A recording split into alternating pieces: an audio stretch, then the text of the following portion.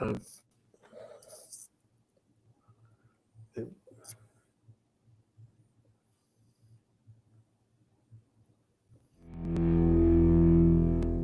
everybody. How y'all tonight? This is Alan Freed, the old king of the Moondoggers, and it's time again for another of your favorite rock and roll sessions as you enjoy the Moondog Show.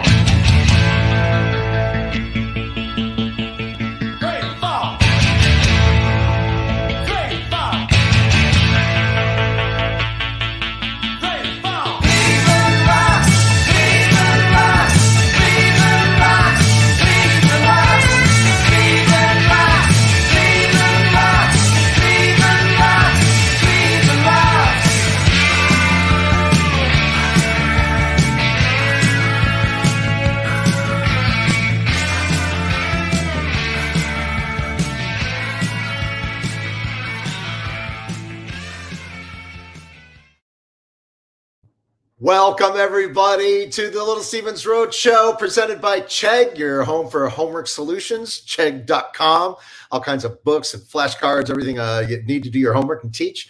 Our first stop on the Roadshow is today. It's in Cleveland, Ohio. We're featuring Cleveland, Ohio, my hometown. I'm Drew Carey from Cleveland, Ohio. I'm the world's most expensive second banana today. Actually, with this crowd, I'm not even a second banana. I'm a banana that you use to make banana bread. I'm way down the banana list. The basic idea is that these virtual road shows are going to go from town to town. We're starting on Cleveland, and then in August, we're going to be in Detroit. We're going to explore every region's music history. We're going to talk to whoever's around, look how the arts shaped each place. The first 4 road shows are dedicated to Stevie's TeachRock.org. It's an organization that he started that's great. Their mission is to integrate arts throughout the education system. It's free. Any teacher can get it. You can teach rock and roll and music to your kids. Very well presented, and just a great tool for any teacher out there. Now, you can support TeachRock's work with students and teachers by following the links below or visiting teachrock.org/donate. And now, here is the right-hand man of Bruce Springsteen, Silvio Dante's. He was Silvio Dante on The Sopranos. Still is Silvio Dante from The Sopranos. The right-hand man is Tony Soprano. He's Frankie the Fixer from Lilyhammer, the very first scripted television show on Netflix. He's a musician, producer, DJ, and activist, a man who wears many bandanas, the artist known as Little Steven. Here is Stevie Van Zandt. Hi, Drew. How's that for an intro? Ridiculous. Well, here we are, huh? Yeah, nice to see you. You too. This is the first podcast of the rest of our lives, but yeah, it's gonna be. But it's not a podcast, right? That's I learned that podcasts don't have video. Right. It's a something cast. Yes, a lot of people don't know that. A virtual show is what it is. We better not start with the Trumpisms, or else it's going to be a whole different show. A lot of people don't know that.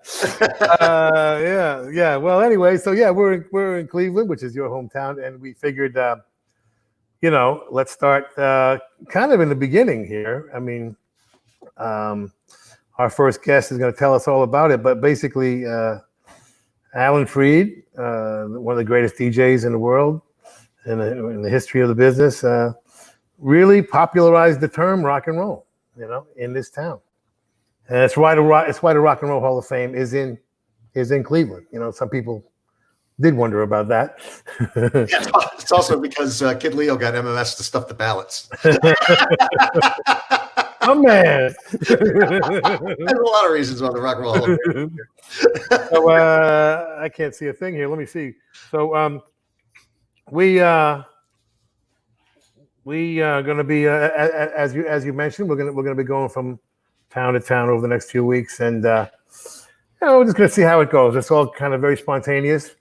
We just came up with the idea about a week ago, so you're not going to see a whole lot of production value here. Yeah, I hope it doesn't show. We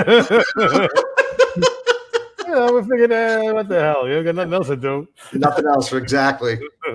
Exactly. So, all right, let's do it. Huh? Let's jump in here. Our first guest is one of my lifelong best friends, actually. and one of the great publishers in the business. And that's kind of a rare,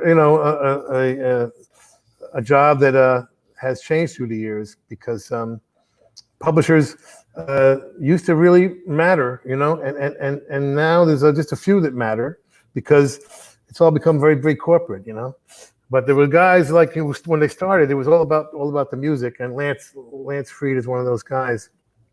And Lance, of course, is the son of the great Alan Freed. And so we're gonna, let's talk to Lance, shall we? Yeah, hi, Lance. Lance, are you there? Hey. There How you you doing, guys? Hey, Good. man. What's going on? Good to see you. Good to see you, Steven. Hi, Drew. Hi. How you doing? Nice to meet you. Pleasure.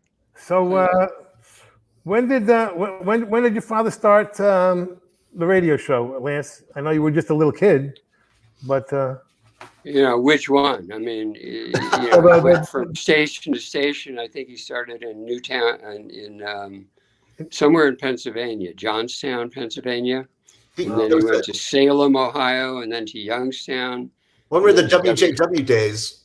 WAKR, and then went to Cleveland to WJW. I was pretty young at the time, so I don't even remember the Moondog Coronation Ball.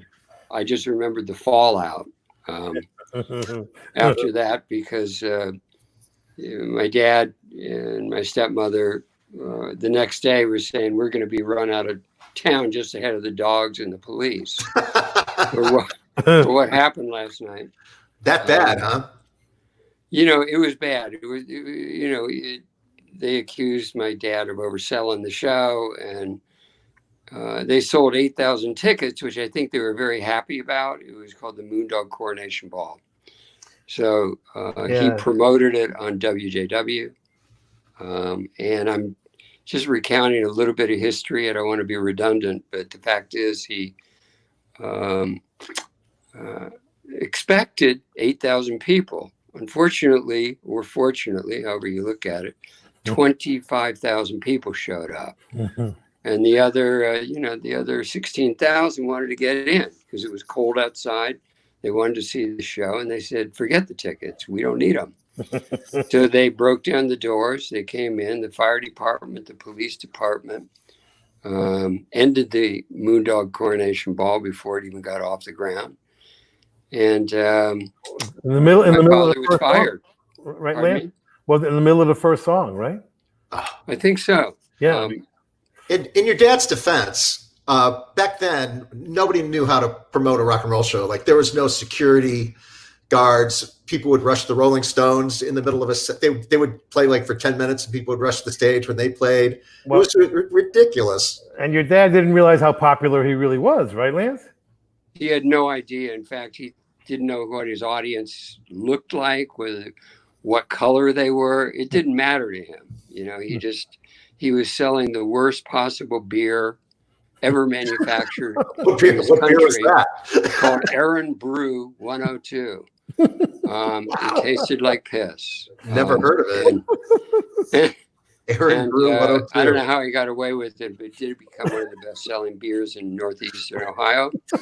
And then, he got fired after that Moondog Coronation Ball. He went on the air the next night and apologized and said, look, I'm sorry for what happened.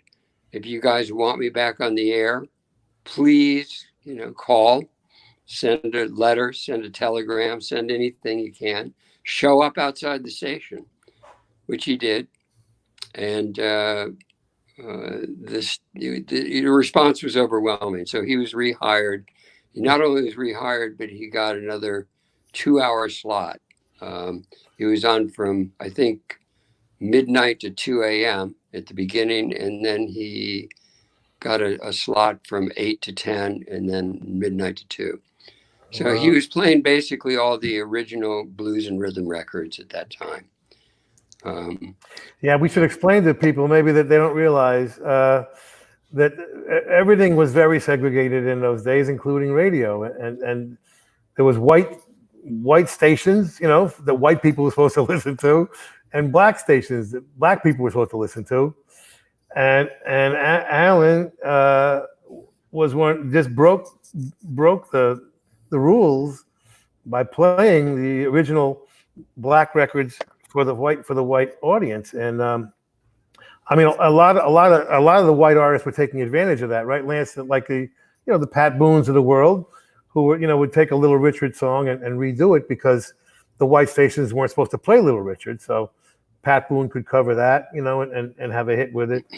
And Alan Freed just was like, listen, when you hear the original, you're not going to want to listen to Pat Boone's version anymore.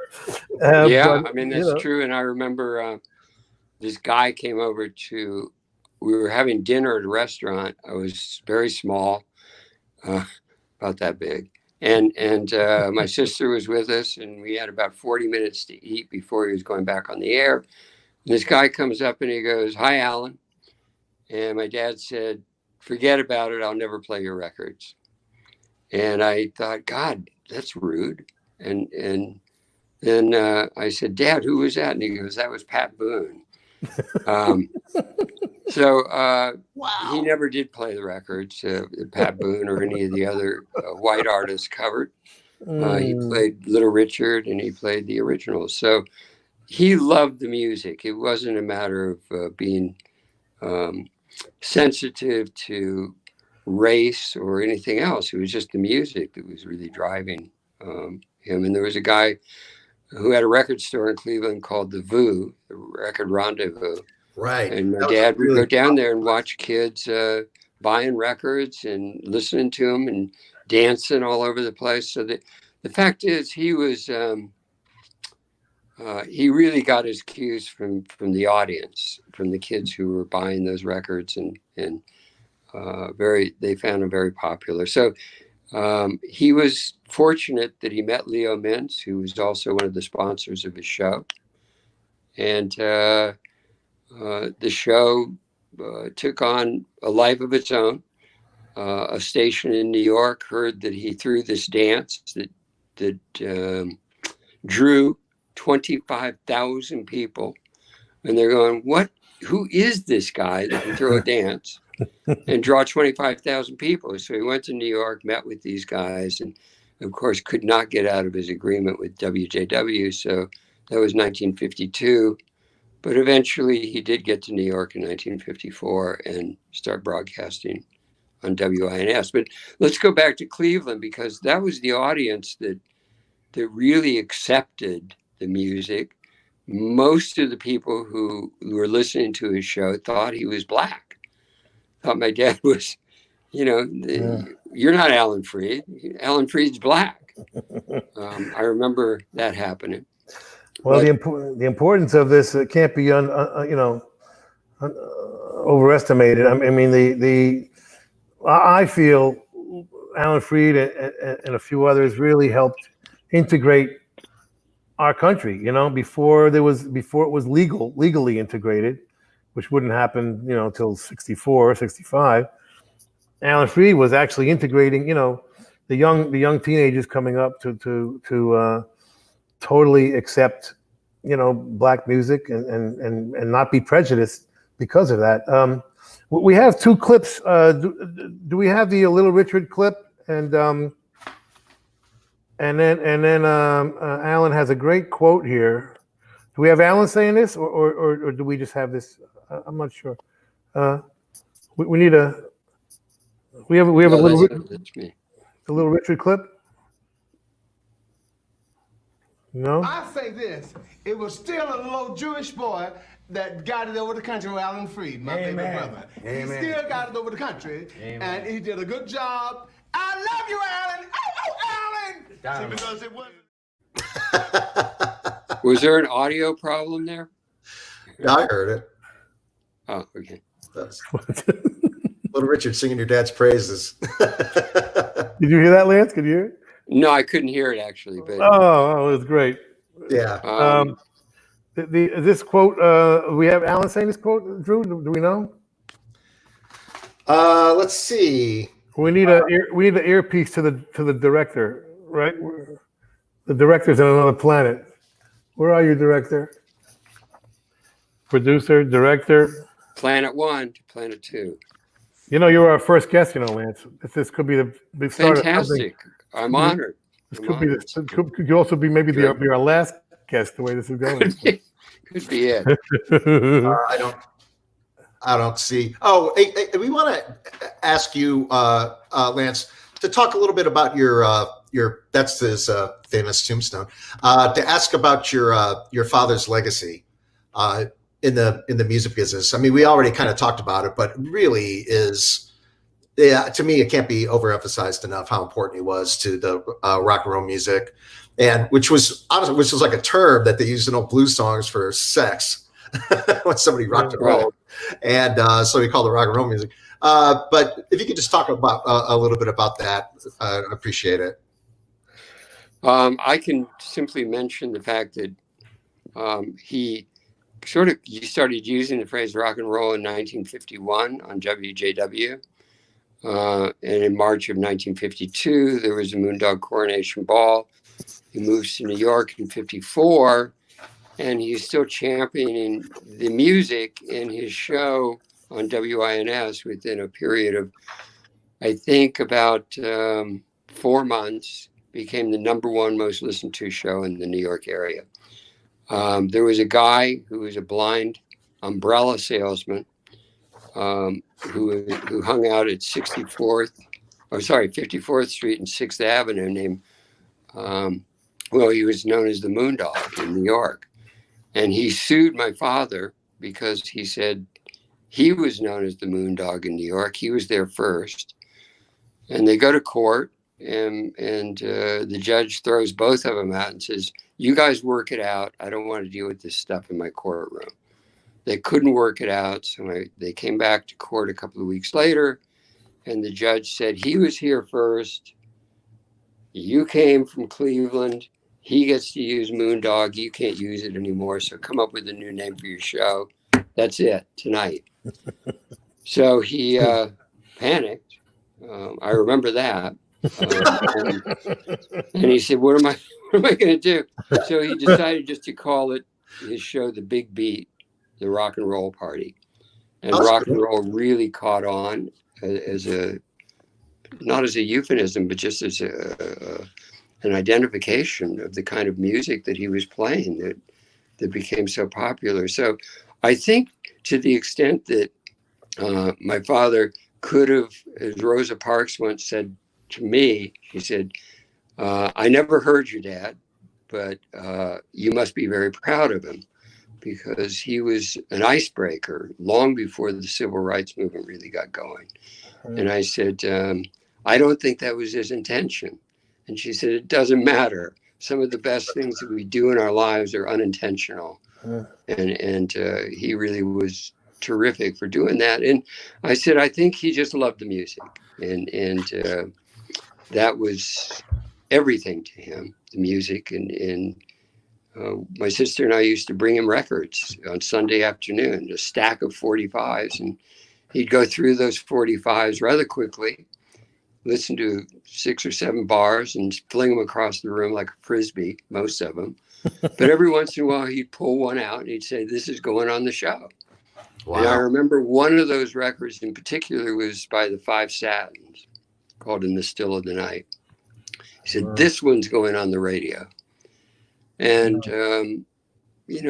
generally speaking, he wasn't looking at color. I mean, it could have been Bobby Darin. It could have been, even early on, there was some, I think Tony Bennett was on one of his shows at the Brooklyn Paramount.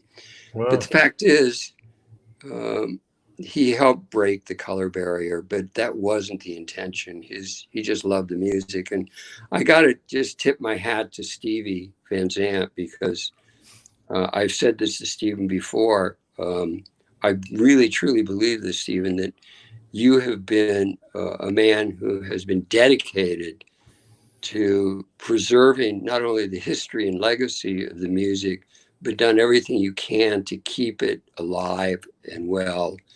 It's been on life support for a while, but my hunch is it's going to come back. Everything has its time, and I sort of have missed a lot of rock and roll over the last 10 years. But you know what? this changed our culture, and it didn't just change it domestically, it was a worldwide change. And for that, I got to say, Stevie, you're the guy that I liken most to my own father on the radio, and your dedication to the music. And I've said this to you over dinner before, I think you were buying, even maybe I said it because you were buying dinner. I never get tired of hearing that, Lance, and I'll be buying dinner for a long time. Every time I say it, Steven buys dinner. But no, the fact is, thank you, Steven, for all you do for the artists, for the legacy of rock, and your dedication to making it one of the most important cultural, historical shifts in modern history, certainly in the 20th century.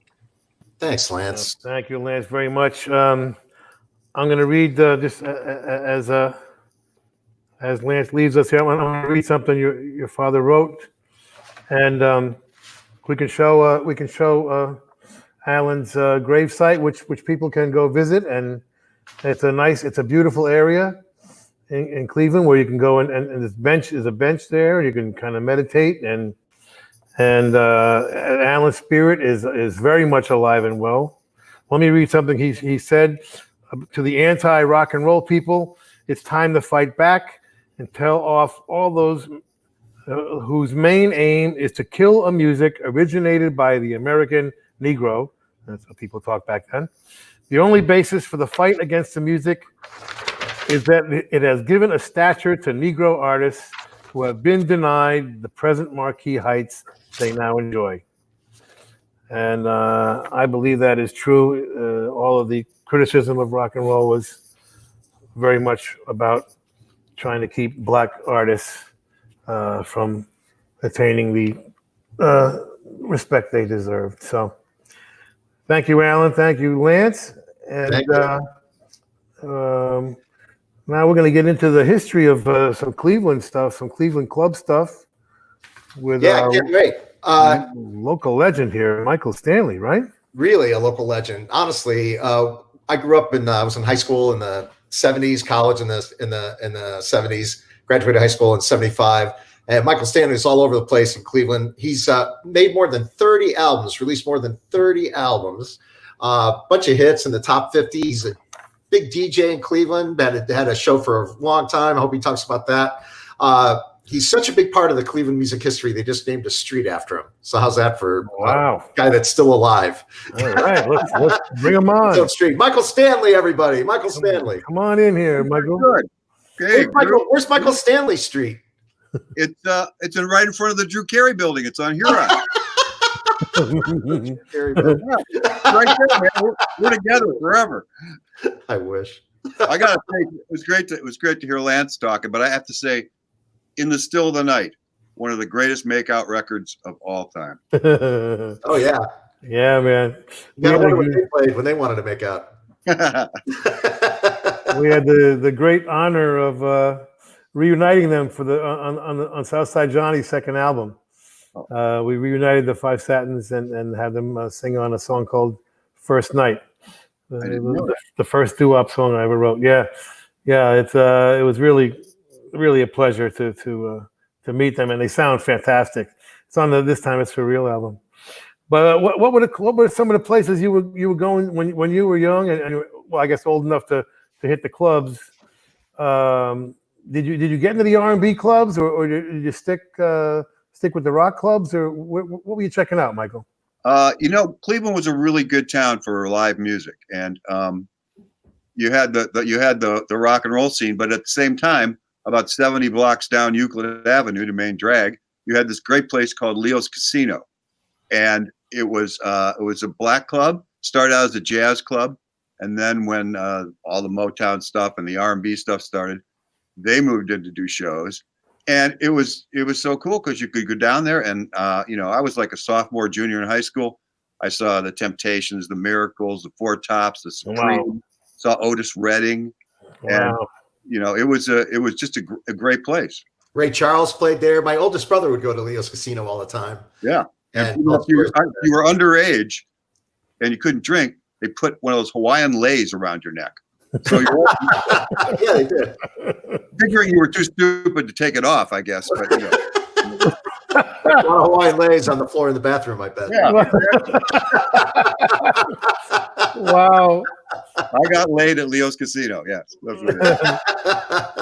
Yeah, really super famous place. Yeah, it was. I mean, a lot of people. There's a lot of great rockers that came out of Northeastern Ohio, but there was a lot of great black artists. I don't know if people know that. Bobby Womack, Gerald Levert, and the OJs.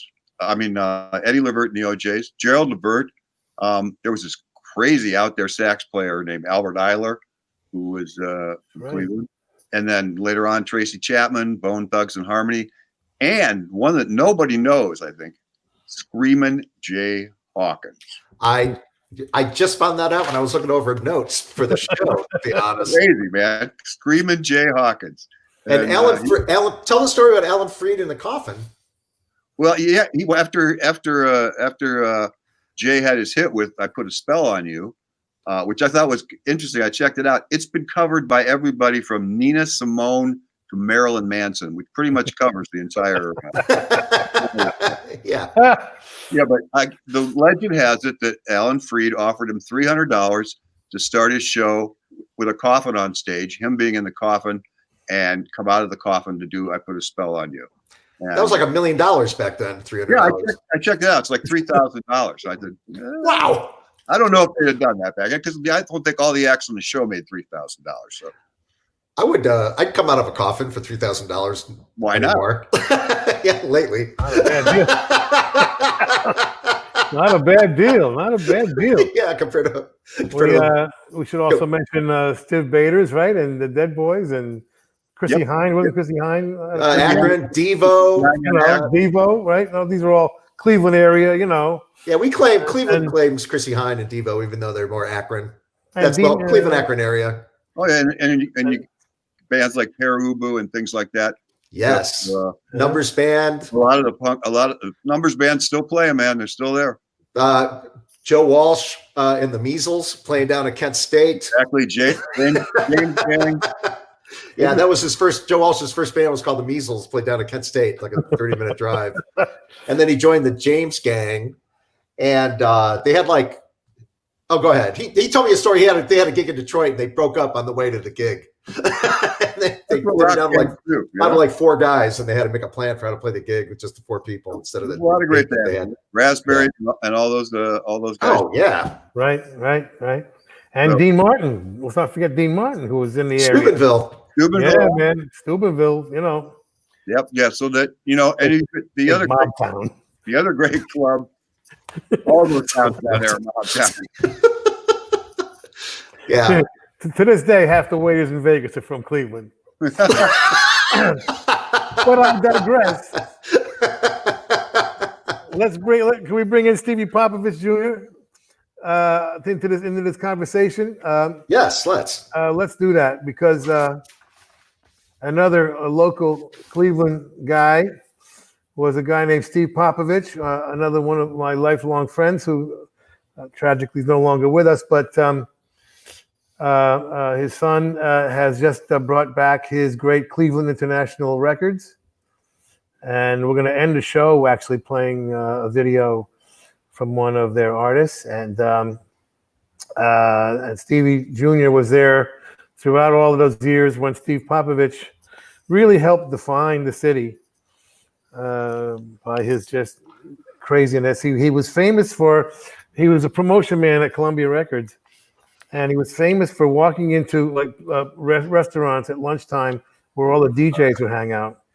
And whatever his latest single was that he wanted to promote, he put it in a big blaster and he'd slam it on the table and push play, and blast the song right into the guy's face, and he would end up running Epic and signing Southside Johnny and the Asbury Jukes, which Bruce turned me on to him.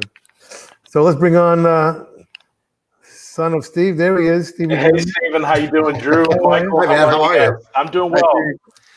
I did a record with your dad. You sure did. Yeah. Grammy-nominated record, by the way. It was Grammy nominated album. That's right. It was a bunch of duets with Al Yankovic, and they were all recorded remotely. So I never met the real Al Yankovic, not weird Al Yankovic, this actual Al Yankovic, and I'm on a polka record singing "Too Fat Polka" with Frank Yankovic. Frank Yankovic. Sorry, yeah, that's what I meant. Frank America's Yankovic. Polka King. That's right. Yeah, I did. I did a duet with Frank Yankovic, the Too Fat Polka. Grammy nominated. That's right. Absolutely. I want to put that in my resume from now on.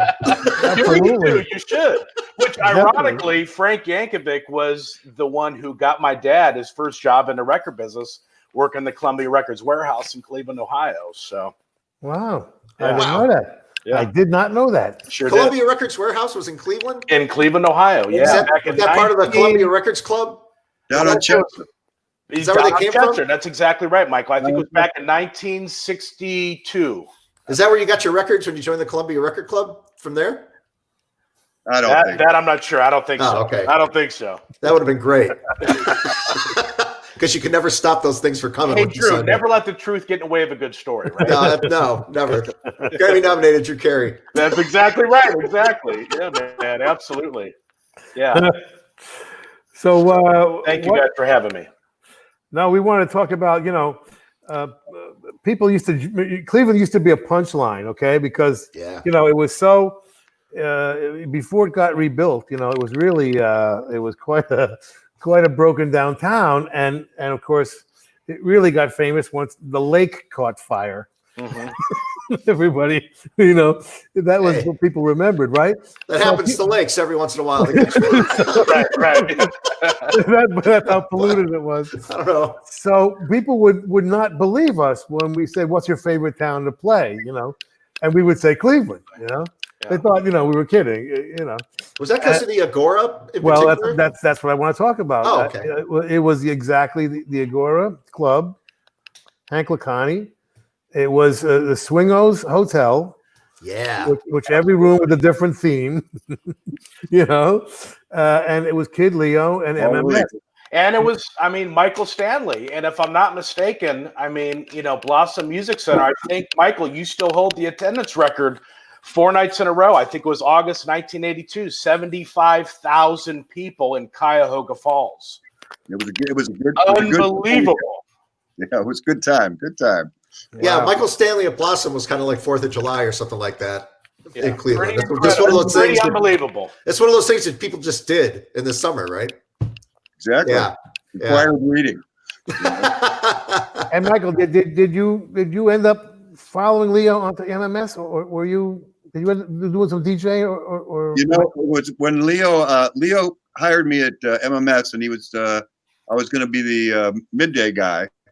And he was training me to do that. I hadn't done radio up to that point. And then Leo, that's when he split and went to New York to work for Columbia. Right. And so I got in a fight with the people there and ended up not working there anymore. And ended up on another station down the street. But Leo was the guy that opened the door, yeah.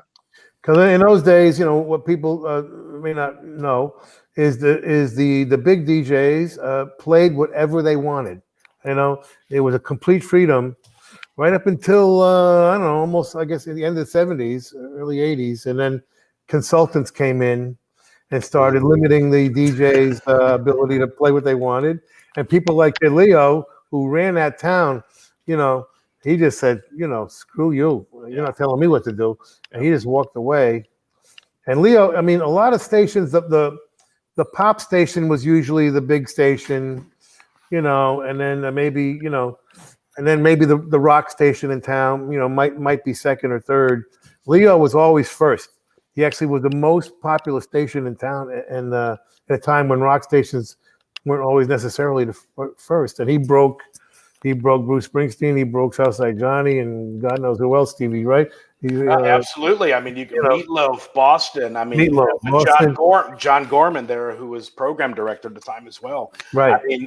Cleveland MMS was really, a breakout city for a lot of artists during those days. And the Agora music venue, absolutely. They did those coffee break series, which, Michael was a part of several times. But everyone from Bob Marley to Thin Lizzy to Bruce to Southside, you mentioned it. 400 shows. Pretty incredible. If you were growing up in Cleveland, go ahead, Michael. You had this 4-headed monster that kind of handled the music scene. It was Leo and MMS. Then you had the Agora. Then you had Scene Magazine, and which were the promoters in town. And those 4 units, they pretty much covered the whole thing. Look at that lineup. When I was growing up in Cleveland in the 70s, when you were in like junior high, you would listen to Wixie 1260 and WKYC. My brother was listening to they had these big like Boss AM radio stations. But then once you were in high school, like junior, senior, and in college, you had to switch to MMS to hear all the cool music, or you just didn't have any friends anymore. Leo would kick off the weekend every Friday with Born to Run. Every Friday. Never missed it. You had to be there, you know? Yeah. He was an amazing DJ. We, so that combination leading up to the Belkins, once you made it, you get to arena level. Exactly. But it was really a machine that broke more bands there than almost anywhere in the country. And Absolutely. And then it finally got rebuilt when they built the stadium downtown, and they really, the town really got cleaned up with the Rock and Roll Hall of Fame and the baseball stadium, and Well, Steven, when you're starting out as a band, a lot of cities only have a club, a couple hundred people, or the hockey arena. And you're too small to go to the hockey arena, so you got to keep playing the club. But Cleveland had a really nice stepping stone in terms of you could go from one of the clubs, then up to the Agora, which was like 800 seats, and then the Music Hall, which was like 2,000 seats, and then to Public Hall, which is 10,000 seats. And so if you had a promoter like the Belkins who were backing you, they would keep you going, and you just move on up to the chain. It was a great way to grow. What was it like doing Stage Pass at the Agora? Oh, it was cool. It was, in fact, Steve's dad, Steve Popovich, who signed us to Epic. We'd had a meeting, and we had done 2 albums for him, and he said, I don't think we have captured you guys the way that I hear you, the way I hear you live. And so he said, why don't we do a live album? And that was just at the live albums used to be throwaway things. Yeah. But that was right when Frampton Comes Alive had come out, and so that he validated the whole thing. And so with Steve, in only way he could. Yeah. And nobody ever played music louder in their office than your father. Absolutely. That's why I'm partially deaf to my left ear.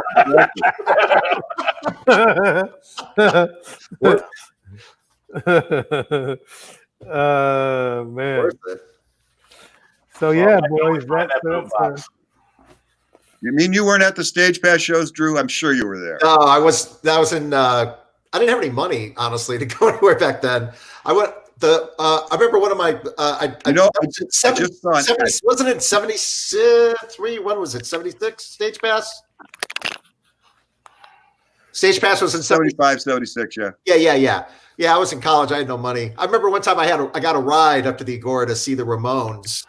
I had no car, and my ride got arrested after the concert. We were at Swingos at the bar, and all the punks were there waiting to see. I wasn't. My friend was. I wasn't. But they were all there waiting for to see the Ramones show up, because that was the only hotel in downtown Cleveland you could stay at that was decent at the time. And they started making fun of the lounge band, all these punk kids. So they called the police, and the police show up, and they started arresting everybody that looked like a punker. Not me, but my fraternity brother got arrested. And while they were arresting him, I said, "Hey, man, leave my friend alone." And they said, "You want to go with him?" I said, "No." They took him away, and I was like, "Oh man, that was my ride." I was downtown Cleveland, middle of the night, like probably 1 a.m, midnight. There was somebody that was going to Kent. Some strangers gave me a ride back to Kent. But good old days. Yeah, but that was like on a budget. Like you get a pitcher of beer and hope that lasts you the whole show. Well, a Ramon show is only 35 minutes long anyway. So yeah, I remember when I worked in high school, friends of mine were going to see the Stones at the Cleveland Stadium, and I think tickets were $15 or something like that, $20. And honestly, I was like, where are you gonna get $20 working at McDonald's? So we were making $1.15 an hour, $1.20 an hour. That was a lot of money. I did not have. So I missed a lot of stuff. Oh, yeah. Hey, you want to hear a little bit about Kid Leo, since we're on the subject of MMS and all that stuff? Oh yeah, we're gonna do the Kid Leo commercial here in a minute. When we say goodbye to these guys. Thanks so much for coming on, you guys. You guys are great to talk to. Thank you, guys. Absolutely appreciate it. Thank you. We're gonna end the show with one of your records, Stevie. The Iron City House Rockers. Iron City House Rockers, which me and your father worked on. That's exactly right. And we actually discussed the name of that group for hours.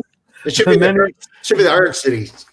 Well, it was much better than the Brick Alley band, Stephen. Exactly, and we wanted, me and your father were very much into this regional, local thing. You know what I mean? Your father was the only guy crazy enough to do a live broadcast from Asbury Park, New Jersey. Okay, the Southside Johnny's to break Southside Johnny's first album, and I mean, no one had ever done anything like that. You know, it was either New York or L.A.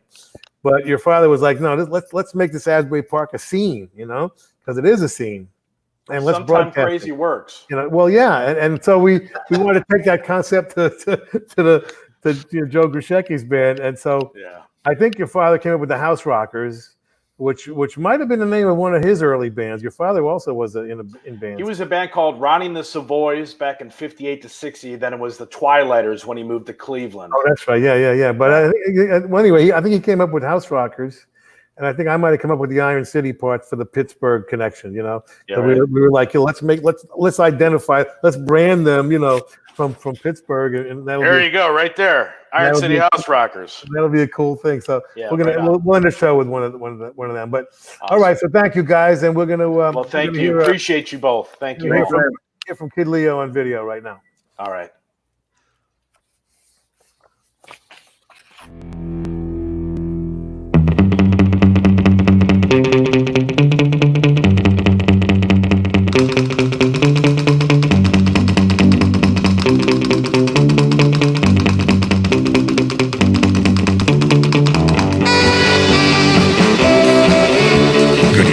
I'm Kid Leo welcoming you to the first stop on the virtual tour of Little Steven's Roadshow in support of TeachRock. It will visit many cities, but I'm proud to say it starts in my old hometown, Cleveland, Ohio. TeachRock, launched by Little Steven and the Founders Board of Bono, Jackson Browne, Martin Scorsese, and Bruce Springsteen. TeachRock.org has provided free, standards-aligned resources to help teachers, students, and families succeed for more than a decade. Little Steven's TeachRock empowers teachers and engages students by using popular music to create interdisciplinary, culturally responsive education materials for all 21st century classrooms. The more than 200 lesson plans in the Rock and Roll Forever Foundation's TeachRock curriculum fosters genuine learning through arts integration in areas including social studies, language arts, STEAM, general music, and more. From the Beatles to Beyoncé, from early elementary to AP history, in the classroom or safely distanced, TeachRock offers engaging and meaningful material, all at no cost to teachers, students, and families. Please help support my friend Little Steven by making a donation to the cause and enjoy the show. That voice, man. He should be on radio, right? The company. Yeah. So, hey, listen, really cool thing. You know, you've done these tours. 2018, you did a thing called the Soulfire Teacher Solidarity Tour. High school students all over the place. How many cities did you go to during that tour? Well, we tried to go, you know, as often as we could if we weren't traveling that day. You know, I don't know. I might have visited, a dozen or so. Only a dozen or so. You know, we tried. That's a lot. That's a lot. So he's doing this great thing. It's a community program called the Mosaic Program, and it's in Columbus. And he met these kids from the Mosaic Program, and they were high school kids at the time in 2018. They're in college now. Sky Abrahams and Ella Roxy are their name. And when they were at Mosaic, they used the TeachRock curriculum, which is amazing. I hope you guys that are listening get a chance to check it out. They used the curriculum and they studied the lyrics to a bunch of songs from Stevie, like Sun City, Voice of America albums.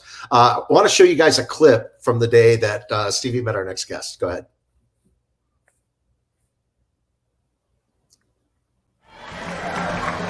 How you doing?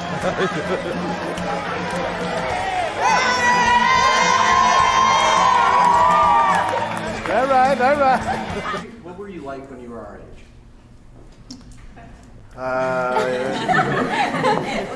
I take the fifth. No. How old are you?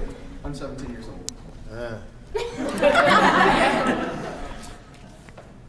I grew my hair long, which wasn't done in those days, and got kicked out of high school, and got kicked out of my house, and went and lived with my girlfriend, and then felt bad for my mother, and went back to school and cut my hair, which almost killed me.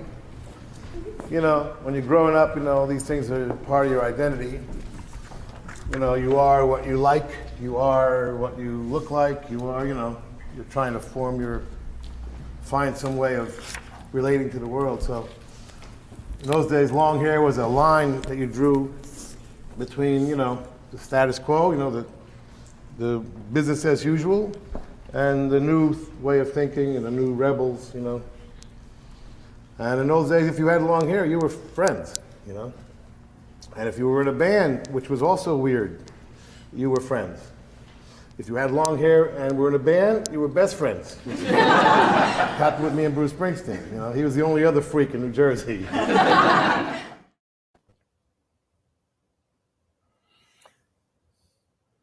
All right. Let's welcome. There they are. Hello. Hi. Sky and Ella. These girls I met at that day, right? And look at you now. Look at us now. College and, you know, activist and smart and graduated. Broke. Yeah. So let's see. What are you doing now? Let's start with you, Sky. What are you up to now? Yeah, I'm doing some activism currently. Because of COVID, not much else because things are getting canceled. So, a little job on the side, preparing for my second year in college.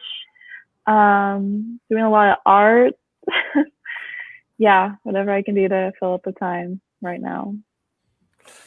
And what about you, Ella? I actually graduated high school a year early, and this last year I've been taking a gap year before I start college at OSU. And through the mass mobilization around the murders of George Floyd and Breonna Taylor, there has obviously been so much movement around the entire country. And especially in Columbus, there were a lot of protests, a lot of demonstrations.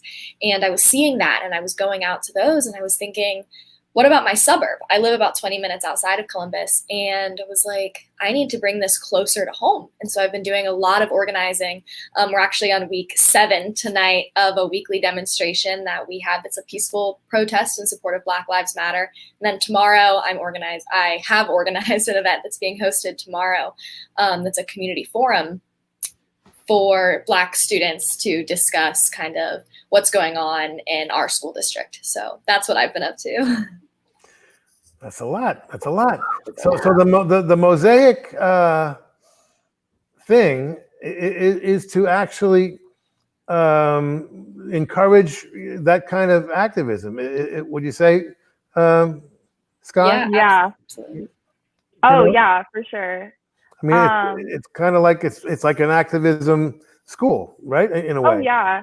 What's awesome about Mosaic is because high school is a lot like the mentality is like, I just need to graduate. I just need to get out of here, you know, and then Mosaic comes through and it's like, while you're here, let's, you know, talk about and learn about all these things that are going on. So not everything is about activism, but it's a lot about just like opening your mind to all these other things. There's a lot of writing, reading, a lot of really cool field trips, a ton of discussions. And you see a lot of growth in people in just like a year. Yeah. A lot of self-discovery. And the connection when I was there was what, Ella? Was they were going through some of the lyrics and some of the right. So Mosaic is, and that's kind of like, of course it was special, but it's something that you come to expect out of Mosaic because it's this project-based curriculum that's not just, hey, read this and take a test on it. It's actually get engaged in it.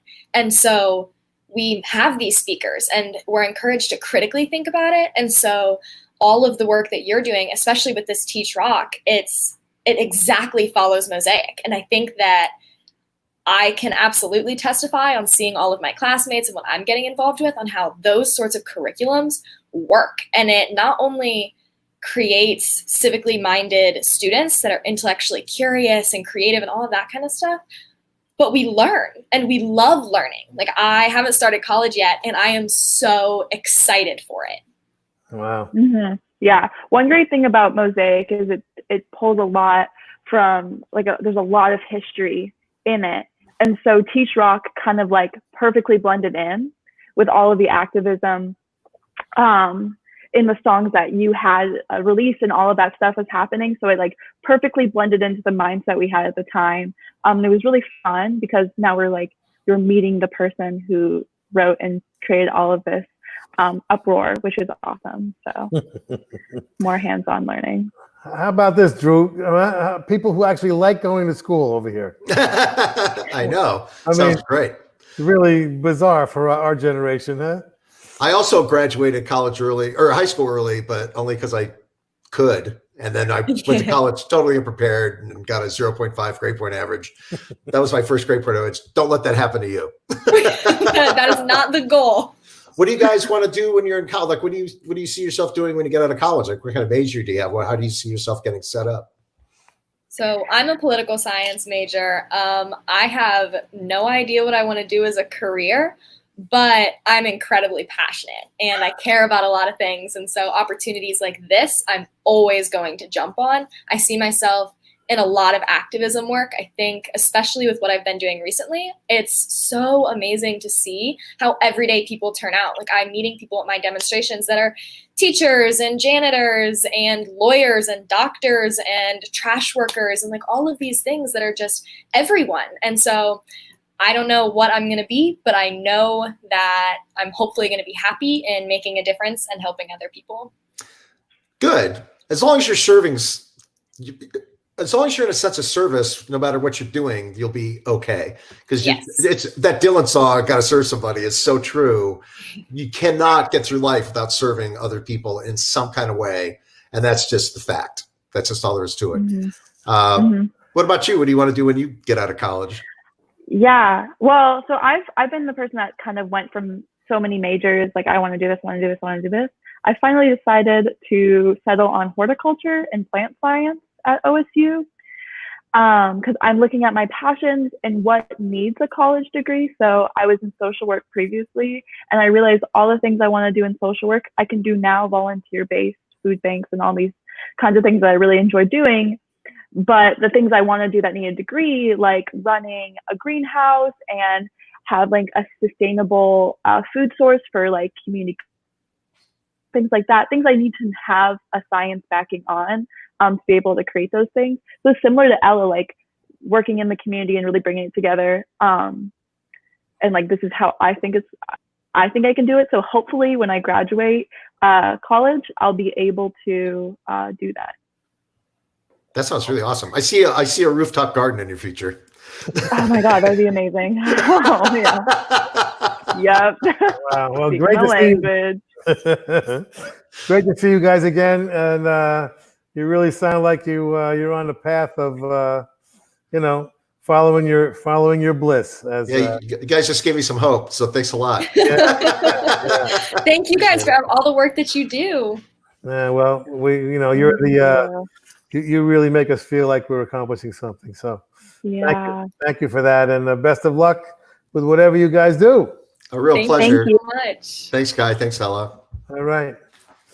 Yeah. Hey, that was really nice. Those kids are great, aren't they? I hate to even call them kids because they're in college. I know they used to bug me when I was in college, but yeah, really amazing. It gives me hope for the future, right? I know. This can't be. I was reading this, and this is crazy. Our next guest has sold more than 45 million records. Can that be possible? For people to do that? And 5 Grammys. How about Not bad. Not a bad career.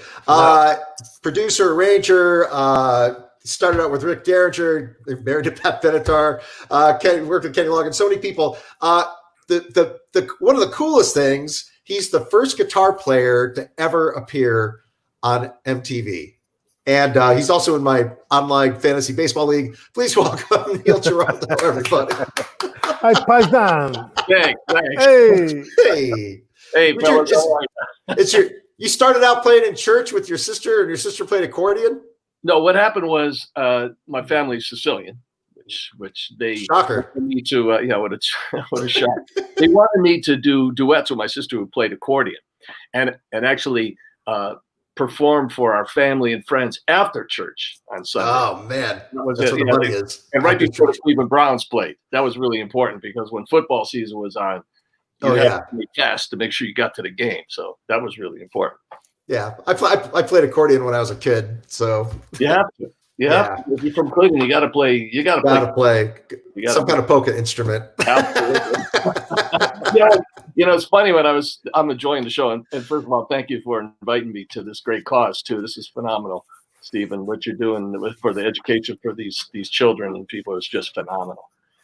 It's really important, especially from us, because hearing you guys talk, I went to 3 different high schools, and what I did is I was terrible in school, and I was just going to different high schools just to chase my girlfriend around, who eventually left me and went with my best friend. So that didn't work out. So that sounds like a song. Yes, yeah. Probably a lot of songs out of that one. And what happened was the guidance counselor said to me when I started my junior year in Parma High School, he said, "I'll do you a favor. I'll give you all the credits you need to graduate if you don't come back because you're a distraction." I said, "That's pretty good. That's a good deal. I'll let you walk with the class, but please don't come back." Wow. Life. Yeah, it was pretty cool. And then just to take it a step further, because we're talking about education and things, I was really bad in school. Very, very bad. So what I did was when I left school, I decided to read as many classic books as I could. So I started reading Victor Hugo and Tennessee Williams and Steinbeck, and I just kept reading and reading and reading. And a lot of times when I talk to students and they ask me questions, I say, well, if you want to be a songwriter, first of all, you have to exercise your mind and your brain. You got to read. The more you read, the sharper you get. Your skills get more tuned into songs and writing and telling stories, because a song is really a 3.5-minute story. Like, Stephen, you start it, and by the time it's done, it's maybe a 25-year lifespan of the story that you have, but you put it in 3.5 minutes, right? So I just encourage people to read a lot, the children and stuff. I think it's really important, really important. I love the story when both the couples actually like pina coladas together, but they didn't know. I like songs with a twist at the end. Yeah, you do. Wow, we actually have somebody from doing a literacy program coming up next on the show. So I wonder if it's becoming a lost craft, Neil. You know what I mean? I don't know. I don't think people are reading like our generation was reading books. I really don't. Yeah, I know a lot of people. I mean, they're getting the books online and things, and using pads to read and everything, which is okay if that's what they choose to do to get the words. But as you see behind me, I don't have enough room to put the books that I read. I love them, and once I'm done reading them, give them to somebody else to read. I love it so much. I don't know how I can encourage more, except when a good question came to me once when I was doing a speaking engagement, where a young person said, you've done film composing and songwriting and everything. If you would have went to school early on in your music career, would it have made a difference? Would it made you a better musician, songwriter, arranger, producer? And I told him it was really about a career is like a hand. And then you have all these fingers, and the fingers are different things you could do with the career. If you're a musician, you could be a songwriter, you could be a producer, you could be an engineer, you could be, a lot of things. So I said to him, I says, if I would have studied back then music, I don't know if my path would have been the same. Maybe it would have, maybe it wouldn't. But I encourage people to learn that, because as you know, Stephen, the more you get involved in this, things happen. And maybe your path isn't going to be on that stage at Madison Square Garden. It's going to be doing films, and there's so many other opportunities in music. Did you have any arts when you went to school? Were there any arts programs at all? You know what? I don't remember, because I actually wasn't in there long enough to know. I mean, I was so distracted, really was. Well, if there was one, you might have gotten interested in it, right? I would have, maybe, yeah, but I wasn't. I don't know. Wasn't available. Were you mostly at the Parmatown Mall? Yeah, I was at the Parmatown Mall. Yeah, I can't even tell stories of what I did at Parmatown. We're gonna keep them off there. Shoplifting in your background. Well, actually, there was this place called, oh God, I can't remember the name. Uncle Bill's. Uncle Bill's was a shop. It was like a Walmart place, and some of my buddies used to go in there and actually take records and steal the records. I wouldn't do that, because I can't steal music. It's not, you're not going to do that. I might be a lookout for them, but I wasn't going to steal the record. It's just, I can't do that. Hey, can I ask a civilian question, since I have you guys in here and I'm a civilian? What do you do, when you want to get into a songwriting mood? I know a lot of like comedy writers and sketch writers, and there's different things. I've one friend that plays like music soundtrack clips from trailers, and that'll like give her a mood to write about something. What do you do when you need to write a song? And do you keep diaries or notes, or what do you do? Like, how do you get in the mood to write a song and get a mood going for a songwriting session? Well, Stephen, you want to take a first shot at that? Well, I just got back into it after a 20-year gap. I just got the last 3 years. I got a return to my own music, which I hadn't visited in 20 years, and it was interesting to get back into it. You realize when you're in that cycle that we all are in the beginning, you're doing record tour, that cycle, you're constantly have that energy going. You're always, your antenna is up, this is how it works for me. And maybe Neil, maybe it's the same for you. And so a melody will come to you, and you'll record it, little bits and pieces of melodies. An idea for lyric might come, and you'll jot it down. And then when it comes time to make the record, you have all of these little bits and pieces, and then you decide what you want to do. What I always encourage people to do is write with purpose. What is what do you want this song to accomplish? I think that helps you give a little direction to what you're going to write. But I had to start all over again, because after 20 years of not doing it, I didn't have any of those bits and pieces around. So that's why I did the Soulfire album, which was just songs I had written for other people.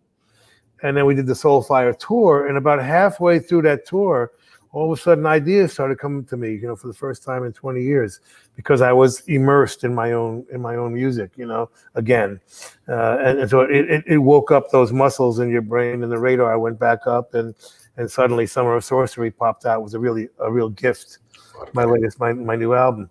But Neil, you do the same thing? You kind of have little bits and pieces hanging around?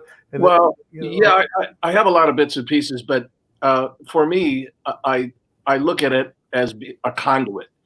The harder you try, the further away you get. So in my world, in my life, I am constantly writing, constantly thinking. I have many, many, many, many pads. I write everything down, absolutely everything. There were times when I'd take my daughter to school, and on my way back, I'd be writing down and writing songs in the car, taking a shower. I mean, it's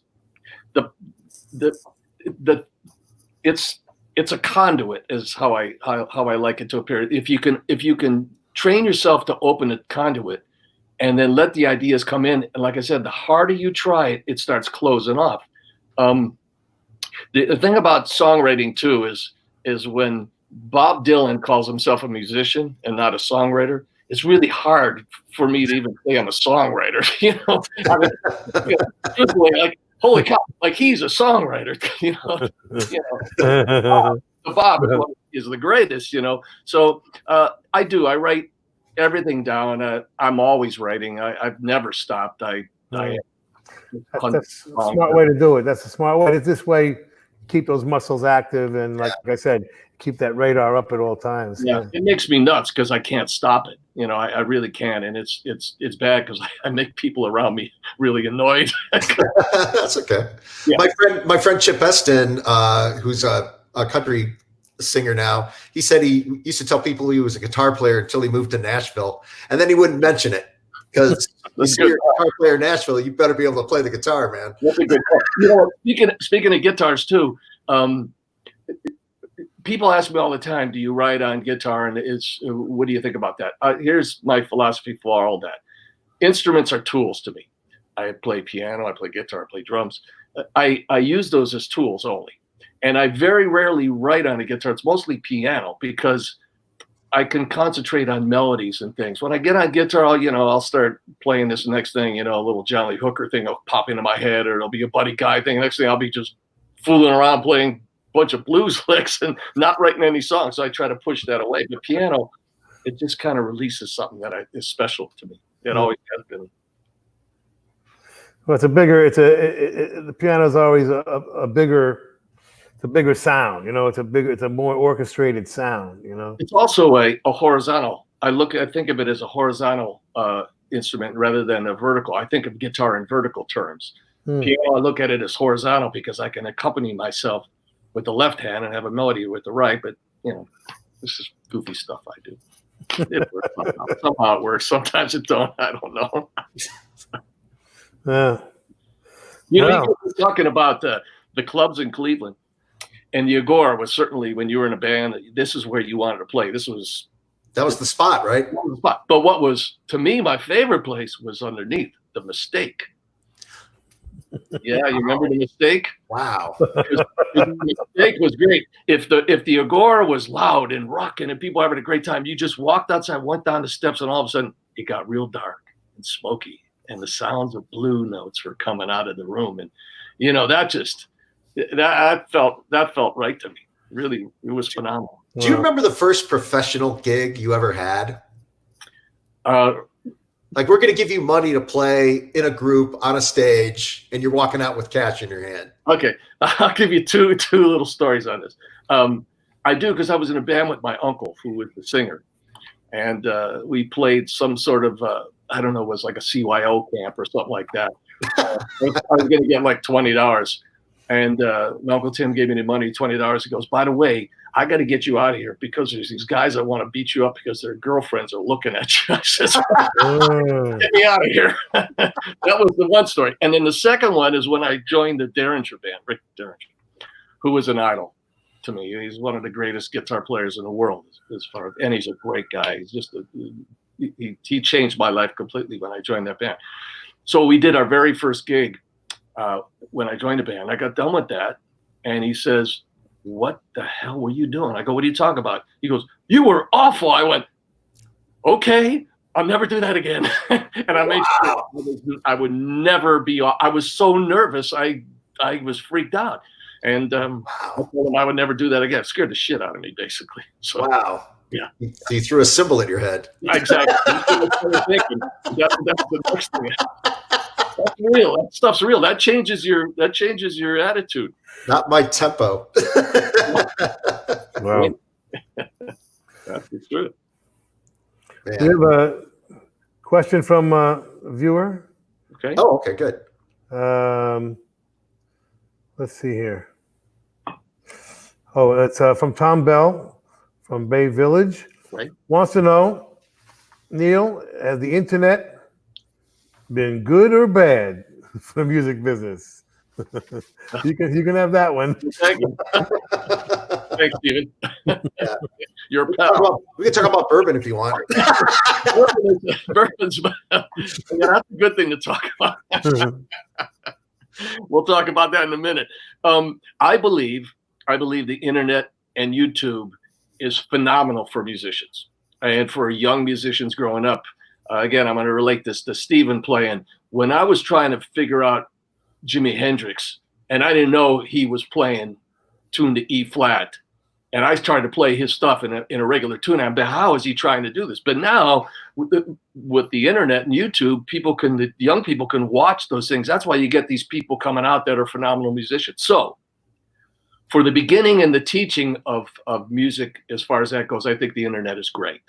I also think it's great for supplying your music to places where normally or ordinarily wouldn't go if you didn't have the money.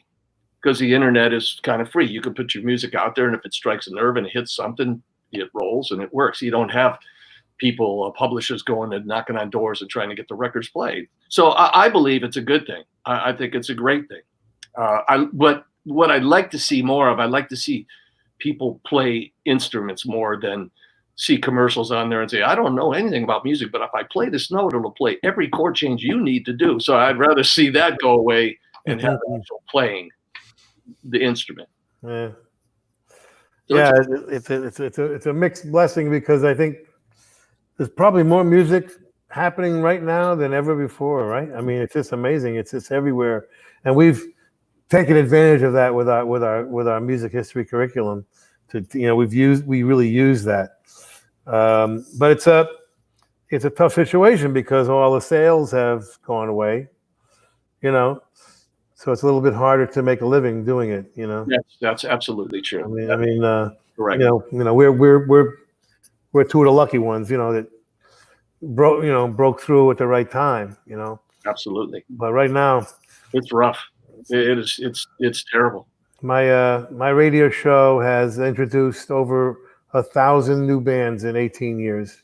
Wow. 1,000. Wow. And like 3 of them, can make a living. The Hives, Jack White, and I forget the third one. It's funny. My uncle Sam, who was my favorite uncle, he was in the Navy, and I like tattoos because of him. He had an anchor, and he was in the Navy, and he never went on another boat again after he got out of the Navy. But he said to me one day, he said, Nilo, he says, I've thought of every way possible to find a career where you don't work and make money. He says, don't be a musician. That's what he said. and then it gets better, because one of the very first tours I'm in Florida, and he's living in Florida. And my father calls, he says, your Uncle Sam's got this car service, and your band, they need cars. He's got a whole car service. I said, oh, great. I'll hire it. Yeah, let's get him to do it, So we got him to do it, and the road manager came to me. He goes, is that your uncle? I says, yeah. He goes, why did he charge us $5,000 for the cars? He overcharged so much. Wow.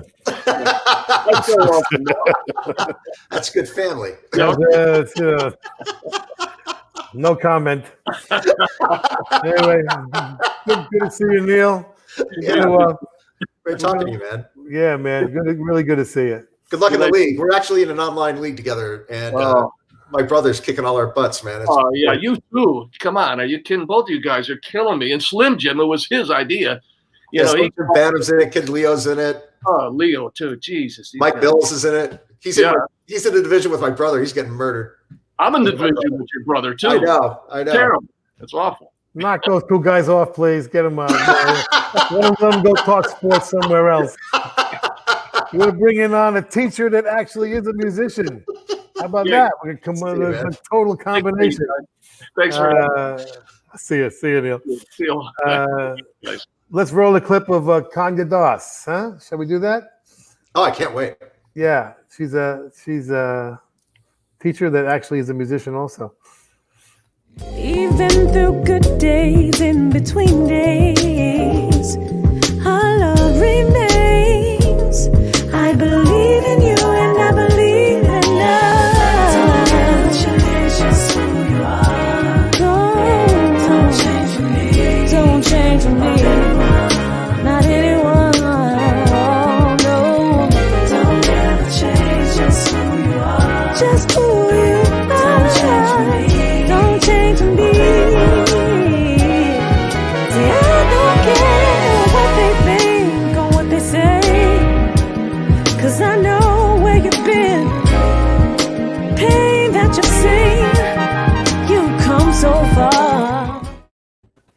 Wow. Yeah. Tanya Das and Rhonda Crowder. Hey, 3 cheers for the Cleveland School of Arts. Thank you. Thank you so much. That's no joke. That was beautiful. That was Thank great. you. Thank really, you. really great. Yeah.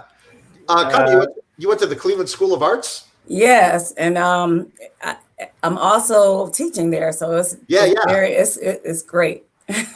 Wow, that's nice. That's nice. You do a special thing though. The special ed liaison, is that what it's called? Yes, for CSA, and I also teach special education. I teach Algebra 2 and career planning and advanced to transition to advanced math. I'm sorry. Yeah, wonderful students. Already, I don't know what you're talking about. Well, it's the students who don't go to pre-calculus. It's like a segue, instead of them going directly to pre-calculus, they'll come to me and, I'll just scale it down just a little. It's a special education? Yeah. They have to take the same test and everything. You're way beyond our education. But, that's amazing. That's amazing. I can figure out the area of a square. So you know something, and that's not bad. Not bad. How often? How many records have you? Is this your first record, or? Actually, I'm working on my 9th album or record. Yeah. Wow. Yeah. 9th album. Nice. Yes. And is there a record label, or do you put them out yourself? Or? The first project had major backing, and then after that, the last 8 or 7, shall I say, I've been putting them out independently. Oh. Yeah. But I've been blessed to, have a lot of licensing overseas and things like that. So it's been a nice bumpy road, if there's a such thing as that. You have a producer that you always work with, or do you produce it yourself? Or? I have 2 gentlemen that I constantly work with, that I co-write with, and Myron Davis, who was a former artist as well, and Rodney Artez Jones out of Michigan. So we've been working together since the last 7 projects. Oh, nice. Well, we got music covered with Kanya, and then and then we have Rhonda here. Rhonda is started a group called Huff Reads, and I want you to tell us all about that. It's a literacy program you set up for the Huff neighborhood, right? Absolutely. So we are a little free library neighborhood initiative, and our goal is to unite the Huff community around improving literacy, ignite a love for reading, and promote the exchange of free books. Wow. What started your love of books? Well, my mom read to me in the womb, so I read books as a kid. I broke away from it though as a teenager, and I think it was because there was just not a lot of culturally relevant books made available to me. And then I had some teachers in high school that introduced different books to me, and I got back into this love of reading, and I eventually became a writer myself. What was the reintroduction book that hit home with you when you were in high school? Black Boy by Richard Wright. And it was a teacher at John Hay by the name of Alan Keller. We had to read this book. And he said to me that I reminded him of Richard Wright, that I was complex, and it went completely over my head. I had no idea what he was talking about. But years later, that always stuck with me. And years later, it began to make sense. Oh, thank God for some teachers, huh? Absolutely. Wow. Yeah. Funny. We were just talking about the same thing with Neil Giraldo, how, yes, trying to encourage people to read books. I mean, I think do you find that you're going against the, sort of the trend, because it seems like people are reading less than they used to. Am I right about that in general? Well, when we go into the community and set up a table to give away free books, we usually leave with none. If we take 100 books out, we come back with none. I think people, are hungry for books. Sometimes you find that some communities are a book desert, like the Huff community. There's not bookstores there, maybe one library, but libraries have limited access. So I think that, there is a hunger for books. I've been working with a student who's in the 3rd grade, and he was frustrated. He was a very reluctant reader. And we were talking one day, and he said that he was frustrated with playing Fortnite, that he could not win. And I said, well, if I find you a book on Fortnite, would you read it? And he said, yes, I would. And I went to Amazon or ordered a book about Fortnite for him, sent it to him. He called me and told me that he read this book in several hours. And then he asked me if I had books about dinosaurs. So now I am sending him books about dinosaurs. So I think you have to find what people are interested in. When people come to the book giveaways, can you just like guide them if they say like, I'm not into reading, but I'm just here with my friend or something, you can kind of guide them into a genre or an author that might be a good introduction to them, right? Absolutely. The first thing I ask is, well, what are you interested in? Because I think the reason why a lot of people don't read is because they don't find books that, that they can relate to or that strikes an interest in them. Yeah.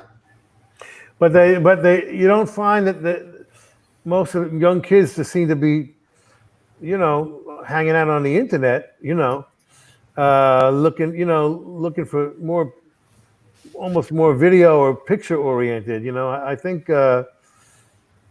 what you're doing is quite miraculous, to say the truth. Thank you. I know you guys. You work with Marvel Comics a little bit. That they're one of your sponsors. Well, we have a Marvel themed little free library. It's one of 9 in the country. So we were very grateful to receive that. And we receive a shipment of Marvel books every so many months. We get dozens and dozens of cases of these different Marvel books. Spider-Man, you name it. They're wonderful books, brand new books. I'm not ashamed to say that when I was a kid, my first paper route, I would take all my money and buy comic books with it. And honestly, almost all my reading in junior high and the start of high school was comic books. And they didn't have graphic novels back then, but it was all like Spider-Man or whoever. And that was good enough for me. Classic comics, anybody? No, I read comic books as well. I read the old Archie comic books. They will be available in my library, and I would go and get them. I mean, I'm at the point where I pretty much read anything if it's interesting. Yeah.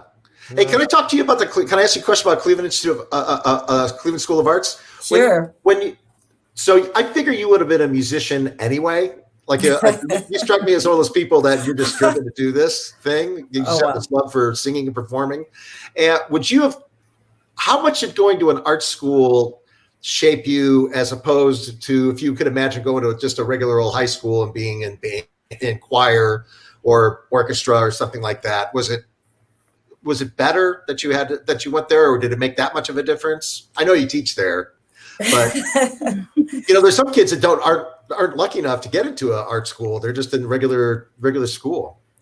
I think for me, it made it better because you're among other students. You're always kind of competing in a friendly way, that there's always someone that's waiting for your spot or someone who's equally or more talented than you are. But in addition to that, we also had to be able to balance the arts, as well as you had to keep at the time that I was there, you had to keep a GPA of a 3.0 or higher. So it was a way, okay, I have to keep my grades up, but I have to do well. I have to practice for this performance, and I have to make sure that I'm on point in regard to that. So I think it was a little bit more pressure. Do you collaborate with kids that you knew from high school? Oh, absolutely. I do. You can make a lot of lifelong people that you can do music with, don't you? Oh yes, absolutely. Especially in the independent world. I've done a duet on the last album with a young man named Frank McComb, who was an amazing vocalist. So it was just amazing to be able to connect with someone that I went to high school with. Do they teach DJing and mixing and stuff at the School of Arts? No, hint, hint. That would be wonderful. That's another entity. It's so many such other a big things. business now, and it's such a big part of the music scene. Right, absolutely. But I'm sure our administrators will be open to that, so I'm always trying to brainstorm on what I could bring in addition, to the academic side as well, especially me being a musician. Yeah. Well, encouraging people to play real instruments is always preferable. It's a whole different sound. It's the feel is totally different. It's nothing like it. Period. No, but it's its own reward, Just just like singing for you, I'm sure. Yeah. Rhonda, what book are you reading right now? Tell us a book. Well, I do a lot of reading. My day job. I just read Inside Daily Scoop by Abby Collette. She's a Cleveland author. It's about a mystery in Chagrin Falls. So that's the last book I've read for pleasure. I've had a couple of mysteries in Chagrin Falls.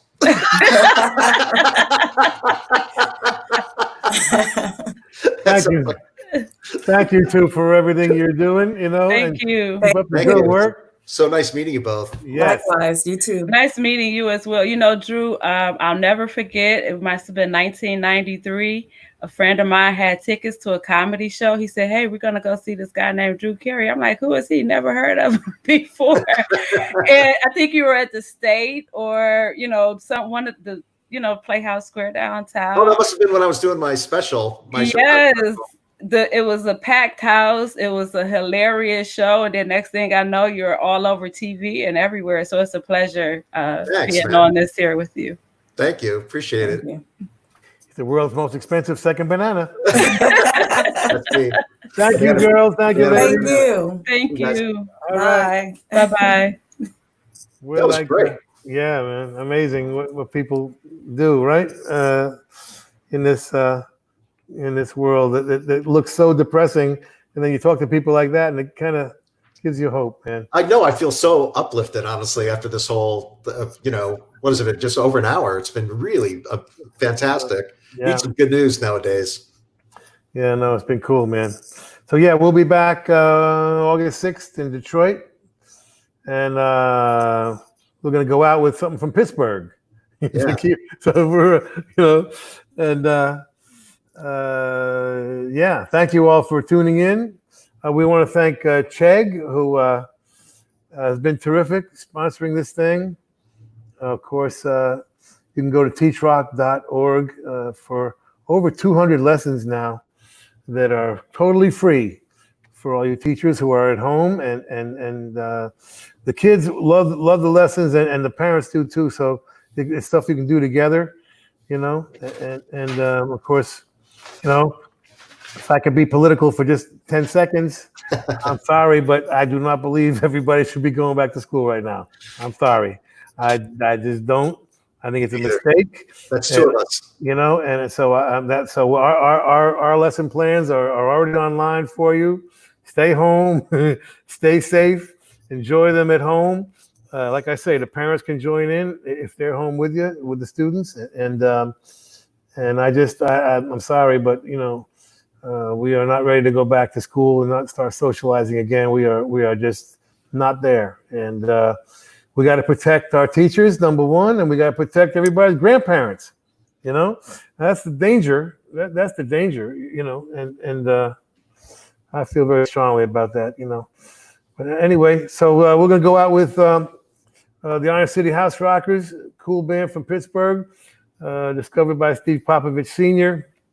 and been re-released recently by Stevie Popovich Jr. So we thank all our guests, Lance Freed, and Neil and Michael Stanley and the Mosaic girls, great stuff. Yeah, it was great. Thanks for having me, Stevie. It was wonderful. Oh no, man, it's gonna be cool. We're gonna do this like the rest of our lives because I'm never leaving home again. I don't know about you. Yeah, I'm probably dying soon anyway, so sure. All right, everybody. Here's the Iron City House Rockers. We'll see you August 6th. Bye. Bye-bye. 1, 2, 1, 2.